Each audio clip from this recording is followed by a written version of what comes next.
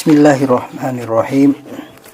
Assalamualaikum warahmatullahi wabarakatuh. Alhamdulillahi rabbil alamin. Wabihi nasta'inu ala umurid dunya waddin. Amma ba'du. Rabbi syrah li sadri wa yassir li amri wa hlul 'uqdatam min lisani yafqahu qawli ya rabbal alamin. Allahumma shalli ala sayyidina Muhammad. Puji syukur kehadirat Allah Subhanahu wa taala dan salawat kepada junjungan kita Nabi besar Muhammad sallallahu alaihi wasallam. Pada kesempatan kali ini kita akan memulai dengan sesuatu yang baik untuk penelitian tindakan kelas. Bagaimana memulai penelitian tindakan kelas? Ya, itulah topik kita untuk pekan ini. Jika ada kemauan, pasti ada jalan. Manjada wajada. Jika kita bersungguh-sungguh, pasti bisa, insya Allah. Ya, kita bisa melaksanakan PTK. Dan mari kita cermati step by step, tahap secara tahap, bagaimana cara sederhana memulai penelitian tindakan kelas. Ada sebuah pertanyaan yang mengganjal. Jika banyak masalah yang ditemui oleh guru pada pembelajaran PAI dan budi pekerti di kelas, lalu bagaimana memulai penelitian tindakan kelas? Ya, itu yang sering mengemuka dalam benak guru dan peneliti tindakan kelas. Dalam penelitian tindakan kelas, lazimnya sebuah penelitian itu dimulai dari masalah, bukan dari judul. Banyak berbagai kasus kesalahan umum yang sering dilakukan oleh para peneliti dalam melakukan penelitian adalah menulis karya penelitian itu menuliskan judul terlebih dahulu. Ini tentunya kekeliruan yang perlu kita perbaiki. Apa yang menyebabkan jika penelitian diawali dengan judul? Ya, kita akan mengalami kesulitan yang cukup serius dalam mengembangkan penelitian. Karena seringkali hasil penelitian itu menjadi tidak bermanfaat karena tidak bermakna dalam memecahkan persoalan. Sebab judul itu tidak berangkat dari masalah. Sejatinya, suatu penelitian itu harus berangkat dari adanya masalah. Sebagaimana kami kemukakan di awal tadi. Guru harus merasakan adanya masalah dalam pembelajaran yang diampuhnya. Kalau dia guru PAI dan budi pekerti, dia harus memahami masalah apa yang terjadi di ruang kelas.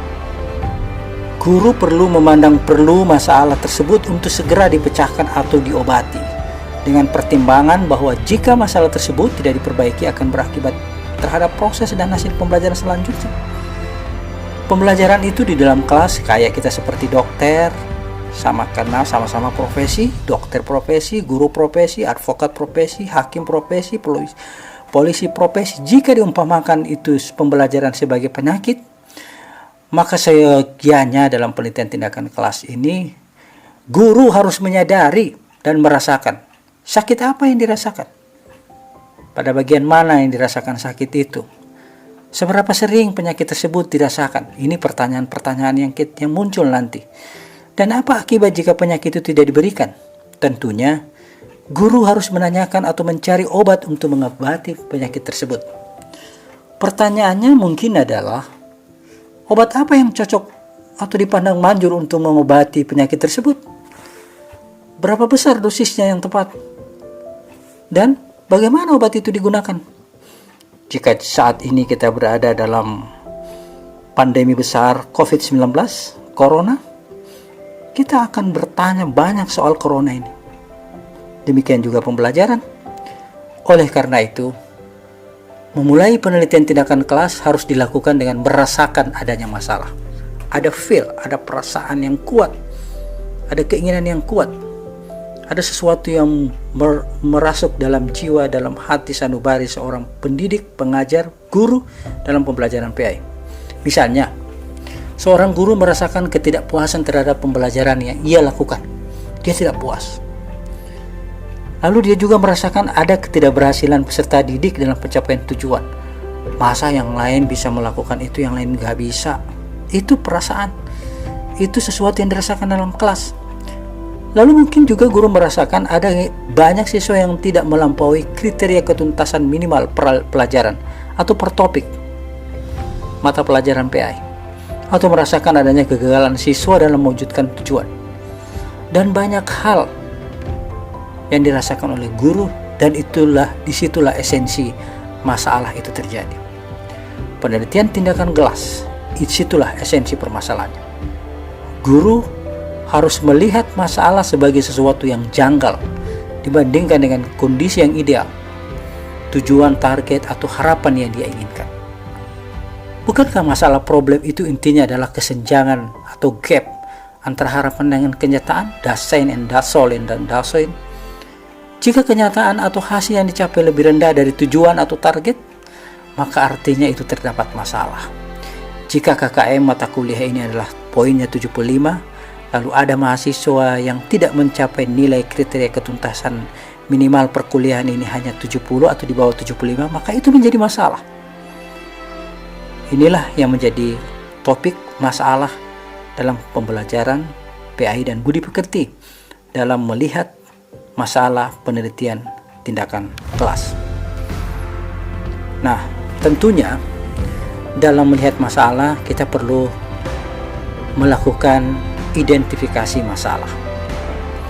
Nah, guru tidak mungkin memecahkan semua masalah itu yang teridentifikasi itu secara sekaligus. Apalagi masalah itu berada dalam satu kelas. Masalah-masalah itu berbeda satu sama lain dalam hal kepentingan dan nilai strategisnya. Masalah yang satu boleh jadi merupakan penyebab dari masalah yang lain, sehingga pemecahan terhadap satu akan berdampak pada yang lainnya. Dua-duanya akan terpecahkan sekaligus. Ingat, guru perlu melakukan analisis terhadap masalah-masalah yang ditemukannya tadi. Selanjutnya memilih dan memilah masalah-masalah yang ia temukan untuk dilakukan prioritas untuk diperbaiki atau ditingkatkan. Nah, dalam hal ini kami akan memberikan beberapa kriteria, tolok ukur patokan masalah apa saja yang perlu diangkat dalam sebuah isu strategis penelitian tindakan kelas. Ada beberapa kriteria yang disodorkan oleh para ahli, diantaranya adalah 1. Kita harus melihat tingkat kepentingan. Tingkat kepentingan siapa ya? Kepentingan guru dan peserta didik. Guru dalam penelitian tindakan kelas harus menentukan mana dari jumlah masalah yang ia temukan itu mendukung tingkat urgenisatnya, tingkat kepentingan yang mendesak, yang apabila masalah ini tidak dipecahkan dalam waktu yang dekat ini, yang sesegera mungkin, akan berdampak terhadap pencapaian tujuan atau target pembelajaran yang telah ditetapkan. Dia akan berefek secara domino, secara melingkar. Efeknya, daya rusaknya, daya pengaruhnya akan berpengaruh banyak terhadap proses pembelajaran. Karena itu ini penting. Maka masalah yang menjadi prioritas itulah yang kita pilih. Menjadi masalah dalam penelitian tindakan kelas. Kriteria yang kedua adalah nilai strategis. Nah, di sini guru harus memilih masalah mana yang harus dijadikan prioritas, dianggap strategis dan menentukan untuk keberhasilan pembelajaran. Yang ketiga adalah nilai prerequisite. Artinya, nilai di mana guru menentukan dan memilih masalah prasyarat, yaitu masalah yang menjadi dan merupakan penyebab dari masalah yang lain, sehingga pemecahan terhadap yang satu akan berdampak pada yang lain. Ini yang disebut dengan nilai prerequisite. Ini penting, karena ketika kita menyelesaikan satu masalah, masalah yang lain akan terselesaikan secara otomatis. Disinilah dibutuhkan kelihayan seorang calon peneliti tindakan kelas, seorang guru atau calon guru, untuk melihat akar masalah yang memberikan efek cukup banyak terhadap masalah pembelajaran yang lain. Akhirnya saudara-saudara sekalian, dari sejumlah masalah yang ada, guru harus memilih salah satu dari masalah-masalah tersebut. Misalnya, peserta didik yang tidak bisa membedakan tugas-tugas malaikat, yang tidak bisa membedakan mana toharah, jenis-jenis taharah. Oleh karena itu, pemilihan topik masalah perlu dilakukan oleh guru dengan secepatnya dan sebaik mungkin. Nah, sebagai panduan bagi kita semua untuk memilih masalah itu, ini beberapa tipsnya. Pertama, pilih masalah yang dirasakan paling mendesak bagi guru dan peserta didik. Banyak masalah, Pak, Bu, tapi ayo pilih salah satunya yang paling mendesak. Yang kedua, pilih masalah yang mampu diselesaikan oleh guru. Jangan masalahnya besar dan tidak bisa diselesaikan oleh guru. Karenanya, ada kriteria masalah yang menjadi masalah penelitian tindakan kelas. Tidak semua masalah dalam kelas menjadi masalah dalam penelitian tindakan kelas. Ada beberapa contoh kok, misalnya masalah itu terkait dengan kekurangan buku pelajaran PAI dan budi pekerti. Itu masalah dalam kelas, tetapi ini masalahnya di luar kewenangan guru PAI. Apakah guru PAI bisa mengadakan kekurangan buku? Di luar kewenangannya. Dan ini terlalu simpel untuk diselesaikan. Kalau ada buku, masalahnya selesai. Oke. Masalah yang tidak bisa juga diselesaikan dalam skala kelas, kebisingan sekolah. Karena sekolah berada di dekat pasar misalnya, dekat tempat-tempat keramaian, itu menjadi masalah dalam kelas juga loh. Tapi apakah itu bisa diselesaikan oleh guru di dalam kelas? Gak bisa. Itu diselesaikan oleh pihak sekolah dan pihak eksternal, dan itu di luar kewenangan guru. Demikian juga pencapaian ujian nasional. Ini memang masalahnya untuk semua guru. Tapi bukankah pencapaian ujian nasional itu bukan hanya tanggung jawab guru PAI dan budi pekerti? Semuanya menjadi pekerjaan semua guru di sekolah itu. Karenanya ini memang masalah dalam kelas, tapi ingat, masalahnya terlalu luas. Nah, ini juga, jangan juga mengambil masalah penelitian tindakan kelas yang sempit. Misalnya bagaimana peserta didik lambat memahami pelajaran PAI dan budi pekerti. Kalau hanya 1-2 orang calon peserta didik yang memahami PAI dan budi pekerti dalam topik tertentu misalnya, maka cukup dilakukan secara private. Itu masalahnya terlalu kecil sehingga tidak memungkinkan menjadi syarat masalah dalam penelitian tindakan kelas. Ini jadi pilih masalah yang skalanya kecil dan terbatas, itu menjadi penting, tapi kecil dan terbatas pada cakupan-cakupan yang tertentu yang bisa dilakukan penelitian tindakan kelas. Yang keempat adalah pilih masalah yang guru tahu obatnya. Jangan memilih masalah yang kemudian alternatif tindakan penyelesaiannya, entah itu strategi pembelajaran, entah itu pengelolaan kelas, entah itu masalah metode, teknik, media.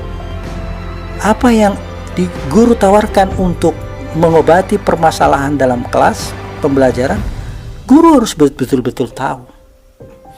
Kalaupun ditawarkan oleh peneliti dari pihak luar, dia harus memahami dan menjalaninya dengan baik. Dan yang terakhir adalah pilih masalah yang guru tahu dan mampu mengobatinya. Ini menjadi penting. Saya kira ini menjadi catatan penting kita untuk memahami masalah dalam penelitian tindakan kelas. Selanjutnya, kita akan melihat seberapa banyak hal yang perlu kita pahami dalam memahami masalah dalam penelitian tindakan kelas. Ada pertanyaan yang kemudian diajukan. Sebagai orang luar, calon pendidik misalnya, bukan guru ya, tentunya akan mengalami kesulitan dalam menemukan masalah penelitian tindakan kelas pada pembelajaran PAI dan budi pekerti. Lalu bagaimana menemukan masalah penelitian tindakan kelas pada kondisi seperti ini? Kondisi apa? Kondisi yang dia bukan seorang guru. Bagaimana saya bisa menemukan masalah penelitian ini? Maka ada hal penting yang perlu kita lakukan. Sebagai orang luar yang bukan guru, kita bisa mengenali permasalahan penelitian dalam kelas dengan berbagai tips. Salah satunya adalah dengan mengajukan pertanyaan. Pertanyaan apa yang kita akan ajukan sebagai orang luar, calon peneliti PTK yang bukan guru ya? Pertama, kita perlu mengajukan pertanyaan. Pertanyaan ini diajukan ke siapa? Pertanyaan bisa diajukan ke guru kelas, ke guru mata pelajaran. Maksud kami guru mata pelajaran PAI dan budi pekerti. Kita diskusi sama beliau. Kita ajukan pertanyaan. Atau bisa saja kita melakukan pengamatan. Pertanyaannya seputar apa? 1. Apa yang sedang terjadi di kelas? Apa yang sedang terjadi di kelas? Itu pertanyaan pertama. Yang kedua, mengapa hal itu terjadi? Lalu adakah tindakan yang dilakukan untuk mengatasi hal tersebut? Ini tentunya harus perlu didalami secara mendalam oleh calon peneliti yang bukan guru. Guru dapat memulai suatu gagasan apabila bisa menjawab pertanyaan ini. Terima kasih.